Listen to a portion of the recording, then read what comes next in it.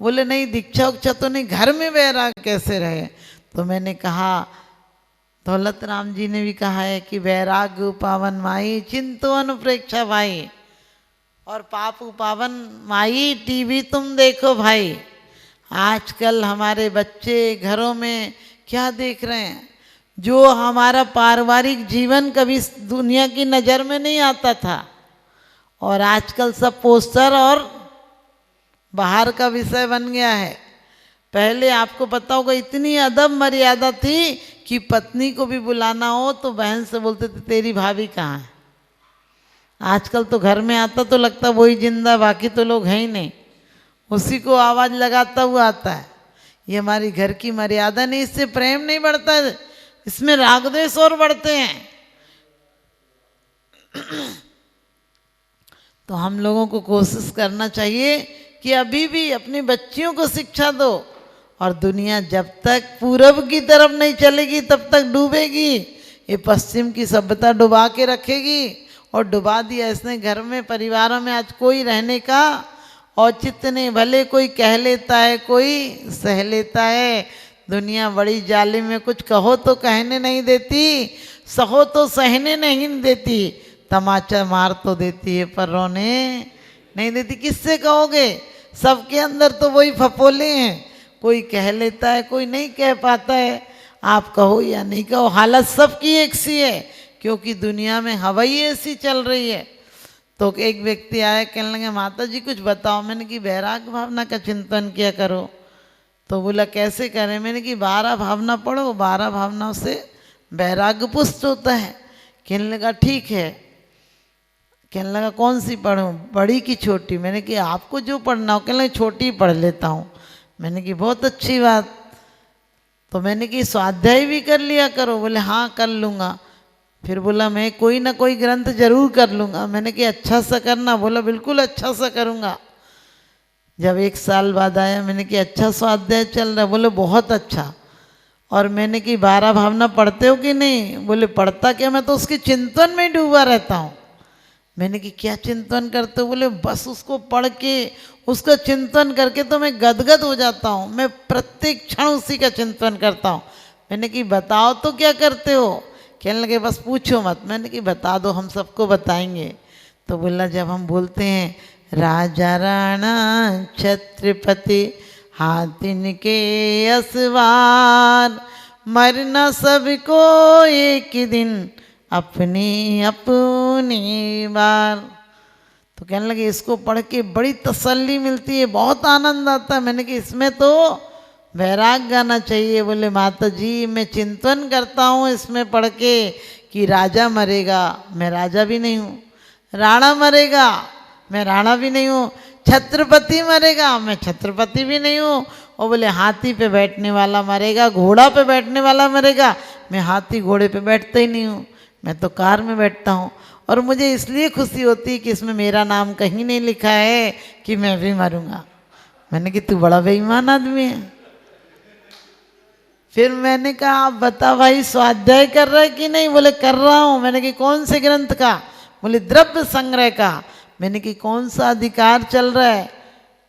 बोला बड़े वाले द्रव्य संग्रह का करो। मैंने कि कौन सा विषय चल रहा है। बोला संपत्ति अधिकार चल रहा है।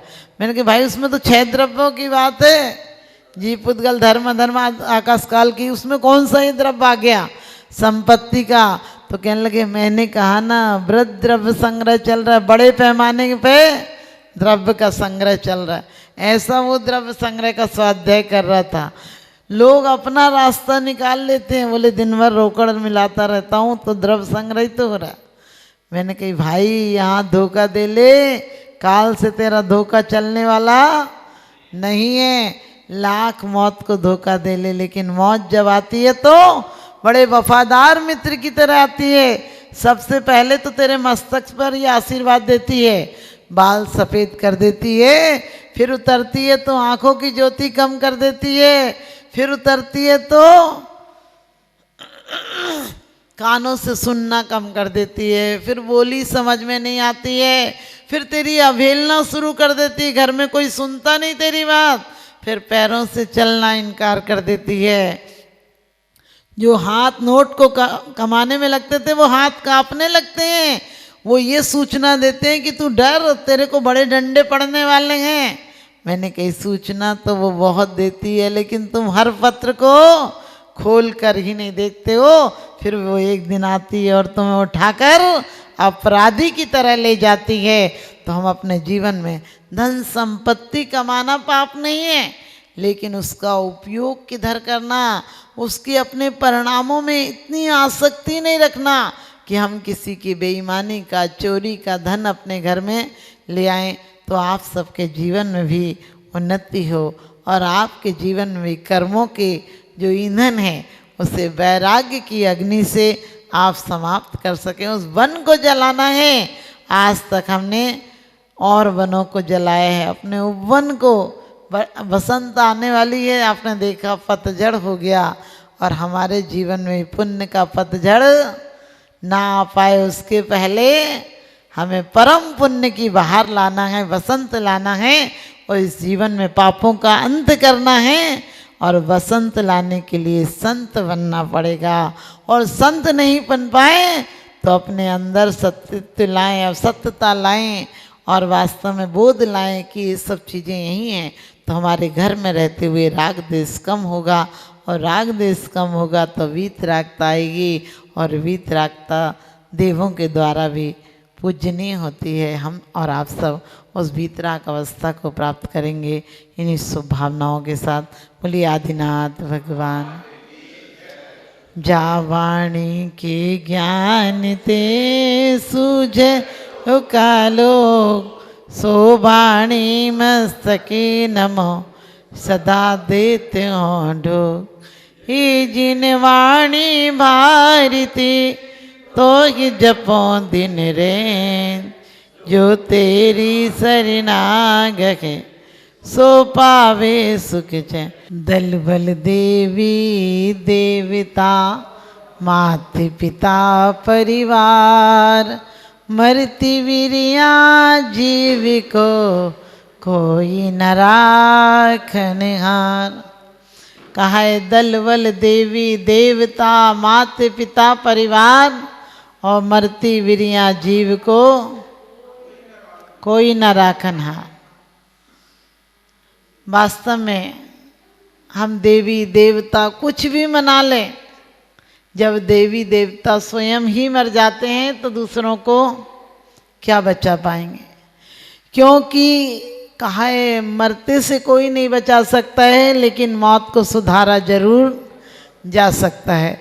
मौत को मारा जा सकता है।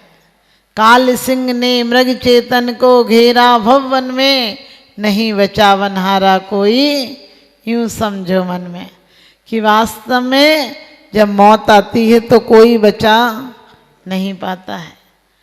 क्यों नहीं बचा पाता है? क्योंकि मौत एक अकाट सत्य है। मौत हमें जीना सिखाती है। यदि मौत नहीं होती तो धर्म नहीं होता, मौत नहीं होती तो हमें वैराग्य नहीं होता, मौत नहीं होती तो हमें नया जन्म नहीं मिलता। मौत हमें कर्मों की सजा भी दिलाती है, और मौत कर्मों से मुक्ति भी दिलाती है। क्योंकि हम पढ़ते हैं दलबल देवी देवता, सिकंदर जैसा सम्राट भी मरते समय कुछ घंटों की मोहलत भी नहीं पा सका। फिर हमने अपना इतना अनमोल जीवन किसके लिए गंवा दिया? जितनी सुरक्षा के इंतजाम है वो सब क्या है? चाहे पैसा हो, परिवार हो, सत्ता हो, और चाहे परमात्मा हो, सब इसीलिए तो कि मौत से बचा लेंगे। आप कहते कौन सा डॉक्टर अच्छा है जिसके पास जाएं, लेकिन एक दिन होगा डॉक्टर भी हार जाएगा। हार्ट का डॉक्टर भी हार्ट की बीमारी से मरते हुए देखा जाता है। कैंसर का डॉक्टर भी कैंसर की बीमारी से स्वयं मर जाता है। क्योंकि दुनिया में साफ कह दिया मंत्र तंत्र बहो ये मरते न बचावे। कोई मन से जो जपा जाए वो मंत्र है, और तन से जो टोटके किए जाएं वो तंत्र है। लेकिन ना मंत्र बचाएगा ना तंत्र बचाएगा। फिर कहते हैं काल सिंह ने मृग चेतन को घेरा भवन में, नहीं बचावन हारा कोई, यूं समझो मन में। और कहते हैं फिर कौन बचाएगा, तो कह दिया सच्चा धर्म साथी है। तो कोई कहेगा धर्म बचा लेगा क्या, धर्म मौत के भय से बचाएगा। जो आज तक हम मौत से डरते हैं, संक्लेशित होते हैं और जीने के लिए ना जाने क्या क्या उपाय करते हैं, अपने मजबूत घर बनाते हैं, बढ़िया बैंक बैलेंस करते हैं, बढ़िया नेता के पीछे हजार हजार 10-10 हजार लोग घूमते हैं। और हिटलर, सद्दाम हुसैन और चाहे कोई भी बिन लादेन आदि, क्या था उन लोगों को ये था हम इतने लोगों को मार देंगे, हमें मौत कैसे मारेगी, हम इतने लोगों को मारने वाले। वो भी डरे हुए हैं, वो भी मौत से निश्चिंत नहीं है और उनकी मौत भी बहुत दर्दनाक होती है। लेकिन जो मौत के रहस्य को समझ जाते हैं, प्रवचन सार में भी कहा है और कुंद कुंद स्वामी भी कहते हैं, करिष्यामि करिष्यामि करिष्यामि चिंतित, मरिष्यामि मरिष्यामि मरिष्यामि विस्मरित। मैं करूँगा करूँगा तू ऐसा भाव लाता है, लेकिन तू मरेगा मरेगा ऐसा का भाव कभी नहीं लाता है।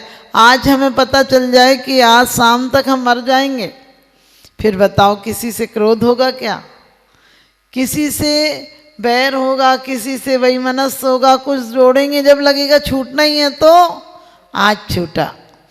ध्यान रखना, हमने जितनी शरण मान रखी है सब धोखे हैं।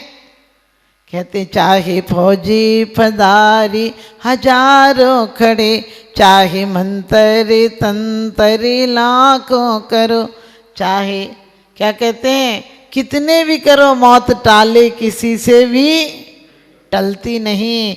वो तीर्थंकरों के यहाँ तक आती है, वो गणधरों के यहाँ तीर्थंकरों के यहाँ आती है, लेकिन तीर्थंकर जीते जी मौत के रहस्य को समझ जाते हैं।